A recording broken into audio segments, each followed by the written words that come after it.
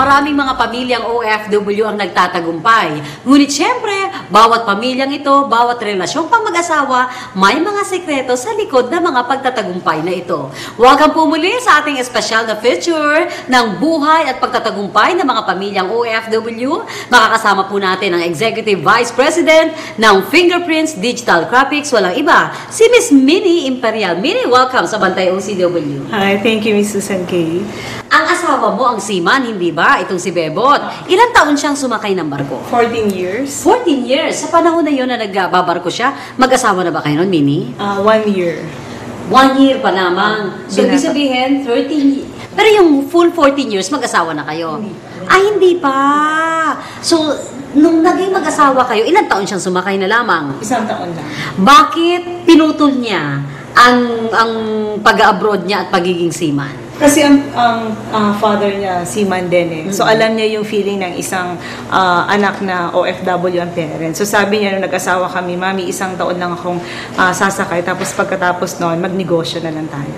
Nakaplano talaga yun bago kayo mag-asawa? Pinag-usapan niyo yung plano niya? Yes.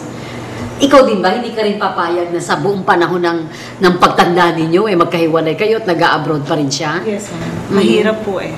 So, talagang plinano namin na 1 taon lang siya mag-a-abroad tapos magnegosyo na talaga kami dito sa Pilipinas. So, konkreto yung plano. Anong ginawa mo noong mga panahon na sumasakay na siya ng barko? Nag-ipon. Ako talaga yung tipo ng taong gusto ko talaga mag-ipon para sa pagnenegosyo talaga. Ano ka mag-ipon? Sige, alam mo, mahirap mag-ipon, ha?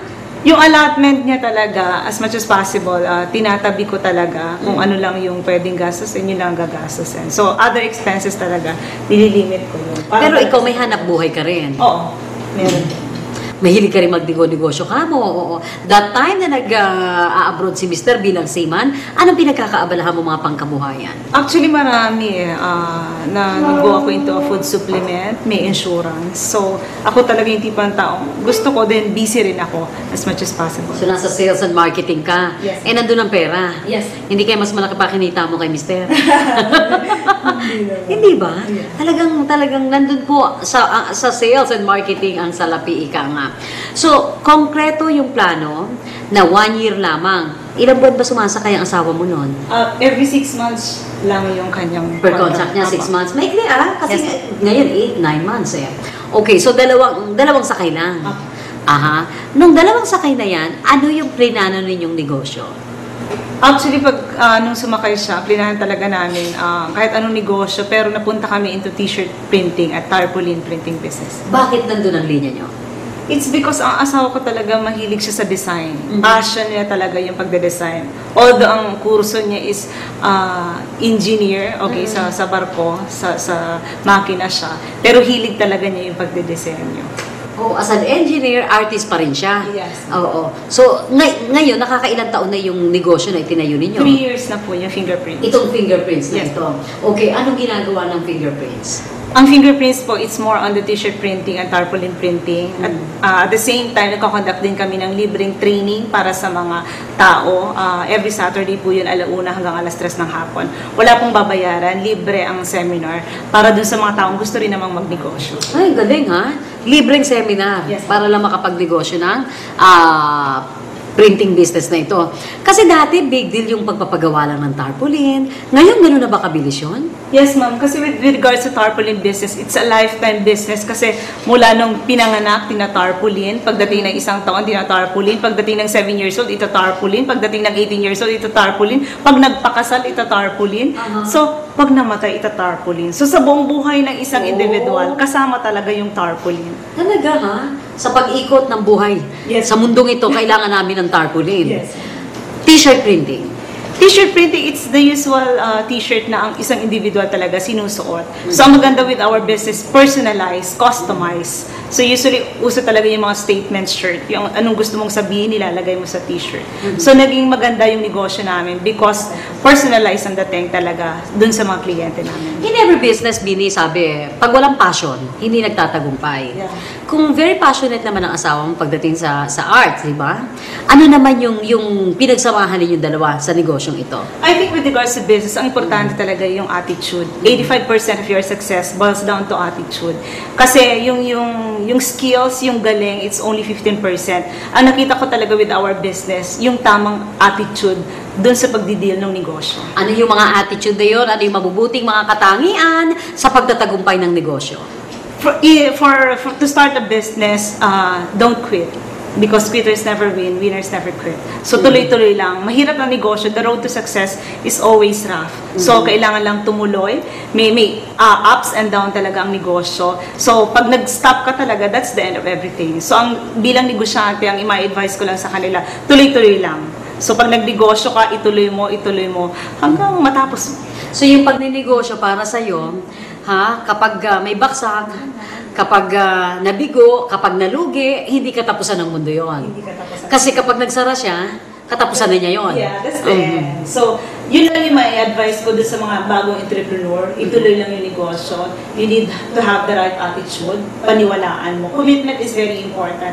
Kasi yung commitment, yung pagtatry, don't try the business. Less is not enough. Ang pinakamaganda sa lahat, doing whatever it takes. Kahit anong mangyari talaga, tinuloy lang namin yung negosyo. So, yun, sinishare naman namin ito dun sa mga OFW, dun sa mga gustong naghahanap ng magandang negosyo. So, passion namin mag-asawa talaga na i-share kung ano man meron kami ngayon. Hindi raw likas ang pagninegosyo sa pamilyang OFW, kaya nga nag-a-abroad. Na ituturo ito kung hindi likas sa kanila? Yes, ma'am. Kasi kami naman, hindi rin namin talaga rin ginusto. Kasi nurse ako, asawa ko naman is seaman. Ang layo rin. Engineer So, siya. yeah, engineer siya. So, parang kami ginusto lang talaga namin because alam namin sa pagnanegosyo, nandun talaga yung magandang kita. Nandun talaga yung magandang buhay na may bibigay mo sa pamilya mo. Hindi mo na na-practice yung pagiging nurse mo? Hindi po. So, 4 years lang after that talaga, nakita ko, iba-iba yung buhay ng isang empleyado talaga at isang negosyante. Although may kaakibat na responsibilidad, pero dapat talaga panindigan mo na. Pero kinonsider mo rin na mag-abroad? Yeah, pero nakita ko yung effect nung mga OFW. I stayed in a lot of country. Nagpunta ko ng Hong Kong. Mahirap, maraming kwento ang isang OFW. So sabi ko, ang importante talaga, sama-sama kayo magpapamilya. Yun. Pero nung panahon siguro naman na, alam ko naman bata-bata ka pa rin, ano? Ngayon, oversubscribe ka nga ating mga nurses, yung ating mga nursing graduates. Pero that time na nag-graduate ka ng nursing, yun yung panahon na pulasan ng mga nurses natin, patungo sa ibayong dagat at marami talagang needs nun, hindi ba? Yeah, actually kaya nga, yun ang kinuha ko. Gusto ko talaga mag-abroad. Kaya lang nung nakita ko na yung effect, nung nakita ko na yung idudulot niya sa pamilya, so sabi ko, I'd rather stay sa Pilipinas at magnegosyo na lang talaga. Kahit dalaga ka pa, yan pa rin ang naisip mo noon? O naisip mo lang yun nung nag-asawa ka? Nung nag-asawa na ako. Mahirap pong iwanan ng pag may anak ka, especially yung daughter ko, sobrang yung sweet. Mahirap, sabi ko, dito na lang talaga tayo. So, hindi mo na-imagine ang pagpapamilya, na seaman si mister, ikaw naman bilang nurse, nasa abroad ka rin. Hindi, mahirap. Mahirap, iba na talaga yung feeling pag meron ka ng anak, pag meron ka ng pamilya. Mas magandang sama-sama talaga. Yung communication ninyo sa loob ng 1 year, paano nyo ginawa yun, paano naging tuloy-tuloy, hindi naman nahinto, yung magandang ugnayan ninyong mag-asawa. Every now and then, pag may chance talaga siya, tumatawag siya sa akin. So, ganun din ako. Pag mayroong chance, tumatawag din ako sa kanya. So, yung communication, very important talaga sa mag-asawa. So, yun, walang naging problema sa amin. Ano lang naging problema ninyo? Yung lungkot, it's because, di ba, mas maganda talaga kasama mo siya kasi syempre, ang hirap pag yung nagpapalaki ka ng anak mo nang wala yung asawa mo. So, yun lang. Pero, yung ibang bagay, wala na rin naman. Wala kang mga takot, mga pangamba na mga panahon na yun na nag-a-abroad ang asawa mo? Wala, it's because lagi naman siyang tumatawag. Pag may chance, ako rin naman yung tumatawag sa kanya. So, very important sa isang pamilya talaga yung communication. Yung takot mo na baka magkaroon siya ng ka-foreign affairs. From the very start, may tiwala ako dun sa asawa ko. So, alam ko namang mahal niya ako, mahal niya yung anak ko. So, walang naging problema. Meron kayo usapang mag-asawa, paano nyo mapapanatili yung tiwala, pag-ibig, respeto sa isa't isa? Yes, because again, in a relationship, attitude pa rin Sa negosyo, sa relasyon, yung attitude, yung right attitude towards the relationship, very important yun. So yung tiwala, pinaka-importante. Tsaka of course, takot sa Diyos. So yun lang, lagi ko lang pinagdadasal, dasal at saka tiwala sa isa't isa. Very important. So posible na magtatagumpay ang mga pamilyang OFW at hindi panghabang buhay na umaalis sa bansa bansa at nagtatrabaho sa abroad. Yeah, of course. Because sa Philippines talaga, ang dami pang chance na pwede magnegosyo. Actually, with regards to our business, yung tarpaulin printing, it's only 10% pa lang. Okay. Ang merong alam sa negosyo. So, 90% pa talaga hindi sila aware, wala silang alam sa pagnenegosyo ng tarpaulin. So, sabi ko nga, 'di ba, even sa Singapore, we'll be conducting seminars for tarpaulin printing kasi napakalaki talaga ng potential at ang bilis ng return of investment. In 6 months, in 7 months, balik na kaagad sa kanila yung puhunan nila. Bigyan mo nga ako ng ideya. Palay mo, magka-interest ako ngayon na pumasok ako sa tarpaulin business. Anong una kong kailangan? We have the 10 feet at saka 6 feet. Ang 6 feet is 700,000. Yung Ano yung 10 feet na yun? yun yung size ng tarpaulin.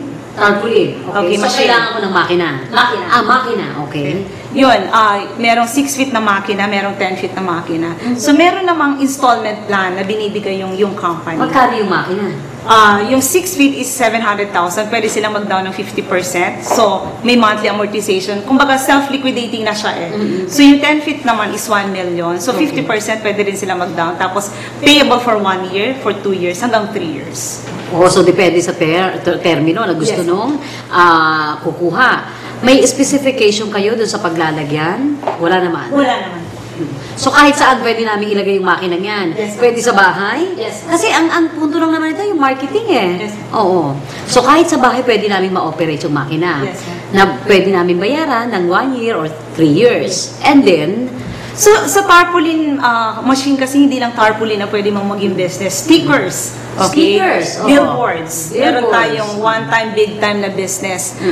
Signages. So, marami siyang business. Pero with regards to tarpaulin, sabi nga namin, ang return of investment yan, pag tarpaulin lang, you focus on tarpaulin printing, 6 months. Paano kung meron kang billboards na napakalaki yung nakikita natin sa EDSA? Mas malaki po ang kitaan doon. oo naman kasi yan ang kailangan ng lahat ng negosyo. A business with no sign is a sign of no business. Kaya naman kailangan may signage. Oo. So yung fingerprint, itong ginagawa niyan. Yes, And ma'am. then may mga add-ons na, no? T-shirt, Bottom pins, Bottom keychains, pins. Oo. So, lahat yun. Wala ring season na kailangan. Wala. Saan pwedeng tumawag yung ating mga kababayan? Saan pwedeng makipag-ugnayan? Pwede silang bumisita sa opisina namin. The address is 403 Senator Hidpuyat, corner Dominguez Street, Pasay City. Pwede silang tumawag sa 5246047. Ang website po namin www.fingerprintsdj.com. So, online, pwede sila mag-inquire sa inyo, Yes. magpa-register, whatever. Pwede naman, halimbawa, nag-expand ka nga sa abroad, yung ating mga OFW sa ibayong dagat, sila na mismo, binibigyan nyo ng mga libreng training. Yes, ma'am. Actually, for the whole February, I'll be conducting seminars sa Singapore. So, mag-expand din po tayo sa Dubai. So, para ma-reach out talaga yung ating mga kababayan. And iimbitahin ka na namin sa ating Bantay OCW Foundation Operation Center. Mag-set kayo ng mga araw na maaari ka rin magturo para sa ating pamilyang OFW. Yes. Okay, sekreto ng pagtatagumpay ng pamilyang OFW, tip mo nga sa mga may bahay ng ating mga sea-based and land-based workers na rin. Very important yung tiwala sa isa't isa, right attitude, belief, yung commitment. So, hindi pwedeng i-try. So, you have to have the right attitude towards it. So, yun na po. And once again, yung iyong paanyaya na maging bahagi ng Fingerprints Digital Graphics. Yeah, dun po sa mga OFW, iniimbitahan ko po kayo, umattend po kayo ng libreng seminar tuwing Sabado, 1:00 hanggang 3:00 ng hapon sa aming opisina. Thank you very much, Mini. Hanggang sa susunod. Maraming salamat. Asahan ka namin sa ating mga livelihood seminars, ha? Mga kaibigan, nagtatagumpay ang mga pamilyang Pilipino at narinig po ninyo na kaugnayan natin mismo ang may bahay ng ating seaman, walang iba si Miss Mini Imperial, ang Executive Vice President ng Fingerprints Digital Graphics, at syempre po ang kanyang napapanahong tips sa mga may bahay ng ating mga OFW. Pag-abroad, tagumpay nga ba o kabiguan? Si Mini na ang makasasagot niyan. Ito po ang inyong Pilipinas Online, Bantay OCW. Hi! Ako po si Nini Imperial. Nandito na po ang Fingerprints Digital Graphics. Nagbibigay po kami ng libreng pa-seminar about tarpaulin printing, t-shirt printing, and corporate giveaways. So bumisita lang po kayo sa aming opisina tuwing 1:00 hanggang 3:00 ng hapon. Our office address is 403 Senator Hidpuyat, corner Dominguez Street, Pasay City. Ang aming pong telepono, 5246047. Our website is www.fingerprintsdg.com. So tara na, magnegosyo na!